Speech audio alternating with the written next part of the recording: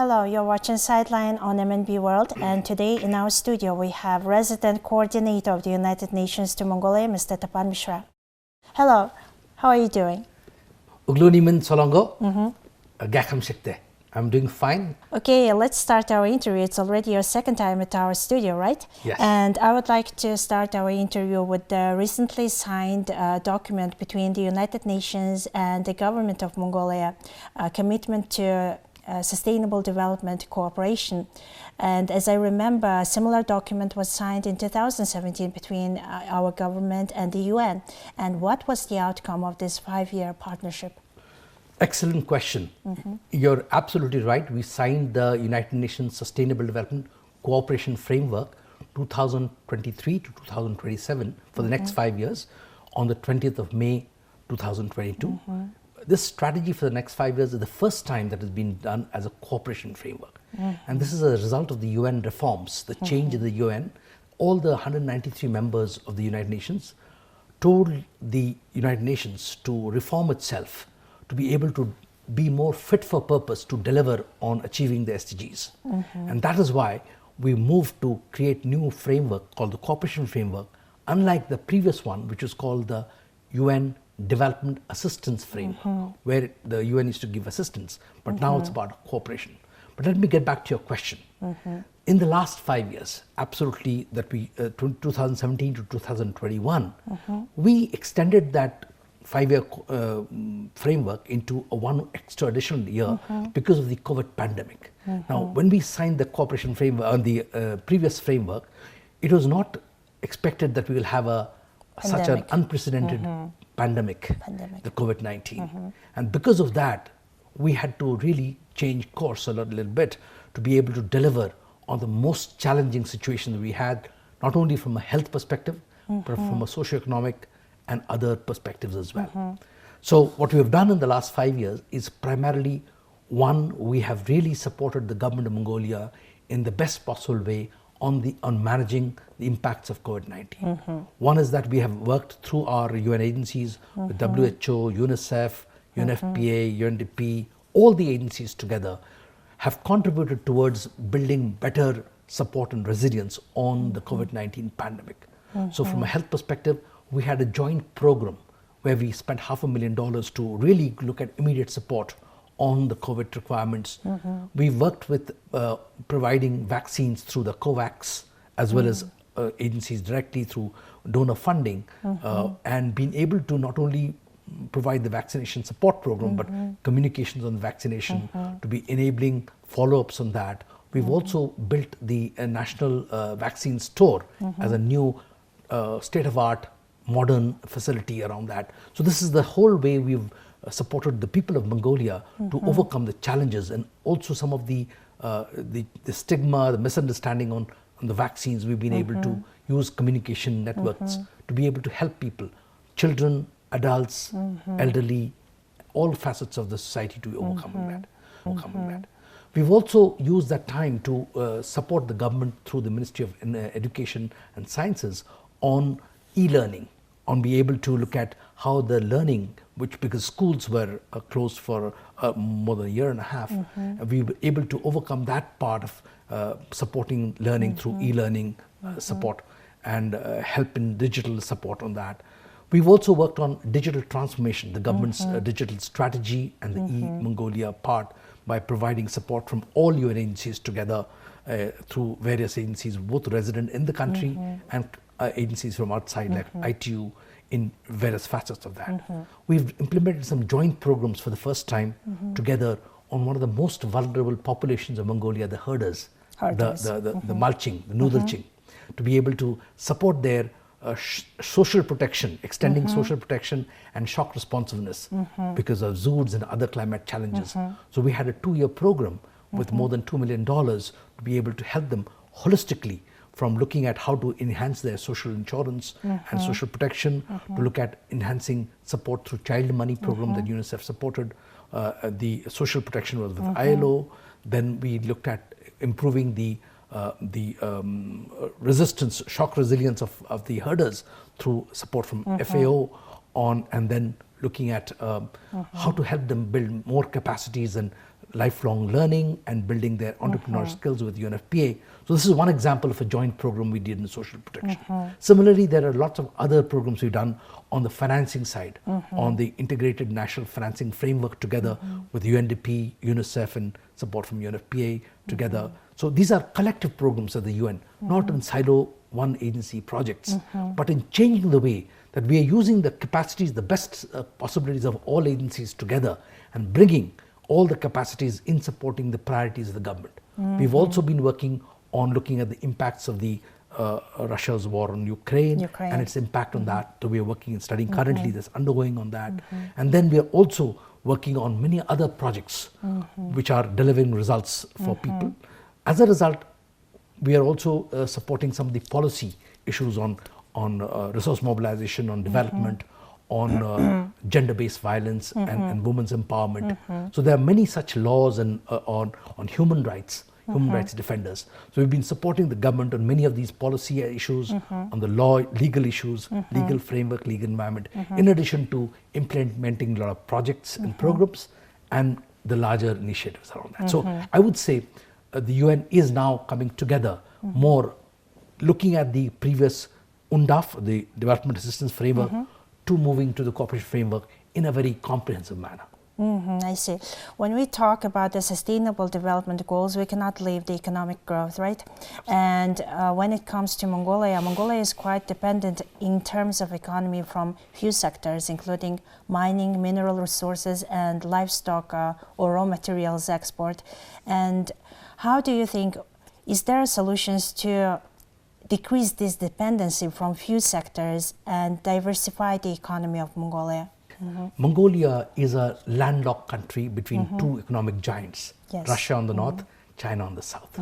And that creates a huge amounts of challenges to be able to leverage the global markets put together.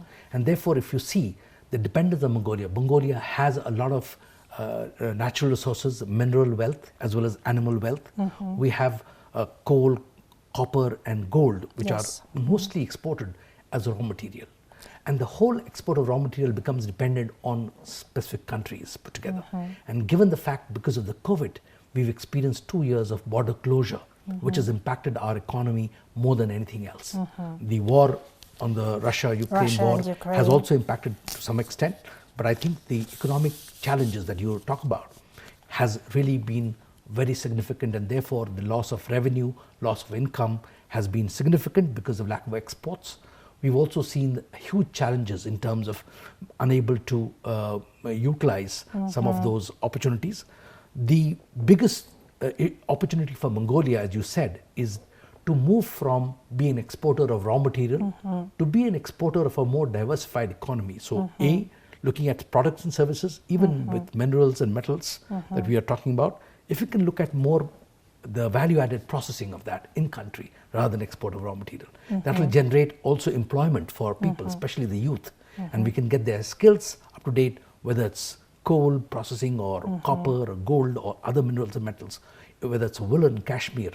We have great brands like Gobi, Goa, etc. But again, majority of the cashmere and wool is sold as raw material, where it is sold in Western markets at much higher prices. So the whole processing of that.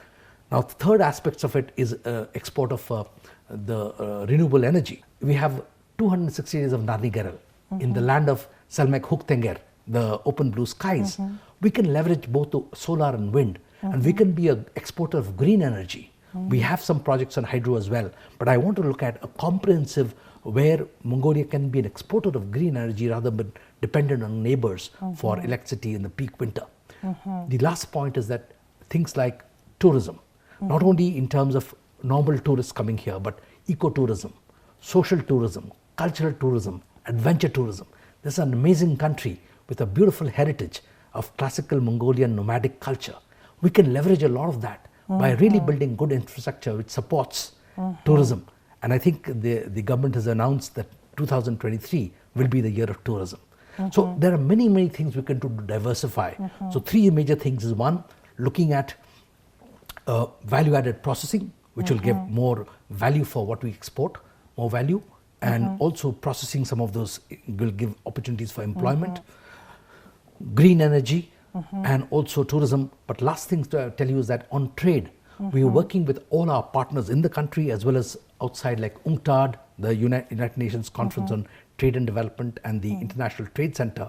Next year, we're going to have a World Export Development Forum in mid of summer next year, where we are going to look at how to leverage capacities of Mongolia to be more export ready with value added services and products globally. Similarly, we're working on e-trade, on electronic trade, both for internal and external. We did a readiness survey this year, and next year we're going to work on implementation of that. So there are lots of opportunities. I see a huge potential that Mongolia can diversify its economy, broaden its base, and not be dependent on a few of its neighboring countries for its economic exports and imports. In 2015, United Nations adopted the 2030 Agenda with 17 sustainable goals, and until now it's like only 8 years left until we see the full results of this agenda. And how do you see how this is progressing in Mongolia? We are taking a ready stock of these, how we are doing on Mongolia's path to achieving the SDGs. We have something called the VNR, the Voluntary National Review. The last one was done in 2019, and now we are doing one in 2023. Now that is going to be a comprehensive review of where we are on each of the SDGs. We are working with various partners, all partners in Mongolia, as well as our regional partner, UN ESCAP, the Economic and Social Commission of Asia Pacific, to look at all the analysis with the social indicators, with the SDG indicators in every facet very clearly. As of now, where we see, surprisingly, we seem to be doing well on poverty reduction, goal number 1, although I personally feel that there's a lot more we can do on bringing more equity and equality and bringing down inequalities amongst people. And especially, we notice that in urban poverty, it is perhaps also a huge challenge, but again, working on that poverty. But the indicator shows a positive growth from the data part, and also on the climate action part. There's a lot of action being taken on that. There are some areas on responsible consumption, we seem to be down. On decent work agenda, on decent work on goal 8, we seem to be down. And there are many other areas where inadequate data is on gender equality, on goal 5. And we're looking at all that comprehensively. But there seems to be some possibility of growth. So to my mind, if we are able to progress in a much more accelerated way, I see Mongolia with the potential of being a role model country, of being able to achieve some of our major significant SDG goals. And I know that it's the last 2 years were very difficult, and it slipped down some of the progress we made. But in a little over 7 years, I think we don't have 8 years as yet. We only have 7 and a couple of months.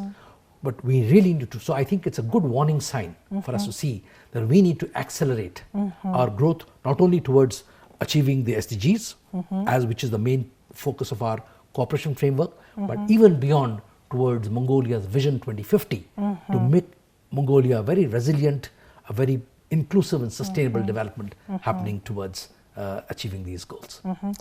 Talking about the gender equality, recently UN system organizations and embassies and a few international non-governmental organizations in Mongolia have signed a MOU to empower women and promote gender equality among women.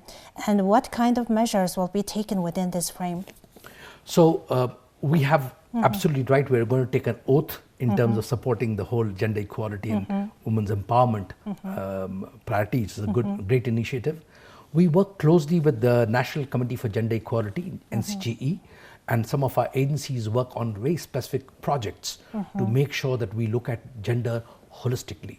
For example, on eliminating gender-based violence. As you know, that on the 25th of November, we will start the campaign on 16 days of advocacy against gender-based violence. Yeah. So we want to see that gender-based violence becomes history.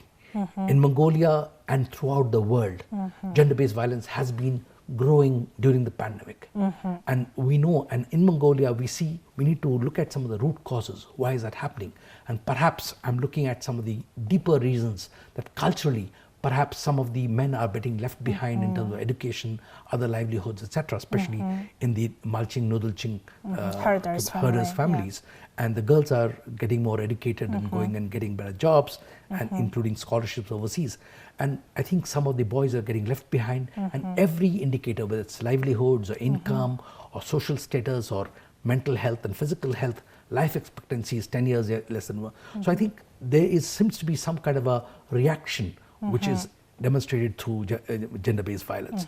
I think we need to also not only tackle the problem at the symptom level and deal with the perpetrators and the victims and support the victims and deal with the perpetrators, but we need to move towards prevention. And that's where we are looking at more in terms of preventing that happen and create a culture which is there essentially of mutual respect, mutual dignity, and having an equal opportunities for men and women. So that's at the GBV level. On the other side of the spectrum, we're working, and especially here, agency like UNDP is working with COICA to create a whole program towards empowering women to be able to have equal opportunities in every level, including in the parliament, including in government, including private sector and all senior level positions as well, so that we create enabling environment and create the capacity for women to pick up the opportunities to be made available for equal opportunities in every possible way. So we're looking at, again, eliminating gender-based violence to creating equal opportunities for women. So I think the whole spectrum, and we are very committed, and I personally consider myself a strong champion advocate to see that no society, none of the SDGs can be achieved without gender equality and empowerment of women, because we need to create a more equal world for all men and women together and create inclusive and sustainable development for all, leaving no one behind. Yeah, right. And talking about the cooperation between UN and Mongolia, we cannot leave the peacekeeping operations. Absolutely. And this year, the 20th anniversary of Mongolia taking part at the peacekeeping operations of the UN was marked. And how do you see, what is Mongolia's contributions for these last 2 decades? I think it's a very impressive and remarkable contribution Mongolia has made. I think globally, if you take per capita contribution towards peacekeeping, Mongolia would be one of the highest. In the last 20 years, we have contributed about 20,000 peacekeeping forces around difficult places, including Afghanistan, Chad, Congo, South Sudan, and many other countries where there are challenges, conflicts happening. And I think we have demonstrated how Mongolian peacekeepers are one of the best in the world in being able to not only do their jobs in maintaining peace, but also build a very good networking connection with the society. And we've seen some recent examples.